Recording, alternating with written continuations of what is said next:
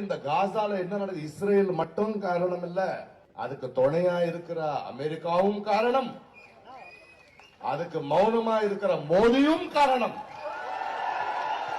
அதை எதிர்த்து பேசாத ஒவ்வொரு மனிதனும் காரணம்.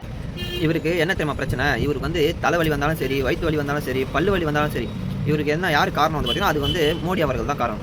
இவர் வீட்டில் இருக்கவங்களுக்கு எந்த பிரச்சனை வந்தாலும் சரி, சப்போஸ் இவர் வீட்டில் தண்ணியே வரலாலும் சரி, அதுக்கு வந்து மோடி அவர்கள் தான் காரணம். காசாவில் நடக்கிற பிரச்சனைக்கு பேசுகிற போராட்ட தியாகி நீங்களாம். ஆனால் இந்த தியாகிகள்லாம் வந்து பெஹல்காம் தாக்குதல் அப்போ எந்த ஊருக்கு டூர் போயிருந்தீங்க? அது ஒரு பக்கம் இருந்தாலும் இப்போ வந்து தமிழ்நாட்டிலே வந்து இவ்வளோ பிரச்சனை இருக்குது. தமிழ்நாட்டில் வந்து பார்த்திங்கன்னா அண்ணா யூனிவர்சிட்டி பிரச்சனை, இப்போது ரீசெண்டாக கோவையில் நடந்த வந்து கேங்ரேப் விஷயம், தமிழ்நாட்டில் வந்து ஆசிரியர்களுக்கு வந்து பணி நியமனம் செல்ல, அது தூய்மை பணியாளர்கள் பிரச்சனை, அந்த மாதிரி வந்து இவ்வளோ பிரச்சனை இருக்குது தமிழ்நாட்டில். தமிழ் மக்களுக்கு போராட்டம் பண்ண உங்களுக்கு இடம் இல்லை, காசாவுக்கு போராட்டம் பண்ணால் உங்களுக்கு தமிழ்நாட்டில் இடம் இருக்குது. ஃபஸ்ட்டு வந்து தமிழ்நாட்டில் இருக்கக்கூடிய தமிழ் மக்களுக்கு எது எது நல்லதோ அது விஷயமா போராட்டம் பண்ணுங்கள். அதை வந்து அரசாங்கத்துக்கு எடுத்து போய் சேர்த்து தமிழ்நாடு மக்களுக்கு ஃபஸ்ட்டு நல்லது பண்ணுங்கள். அப்புறம் வந்து நீங்கள் காசாவில் இருக்கக்கூடிய மக்களுக்கு நல்லது பண்ணலாம்.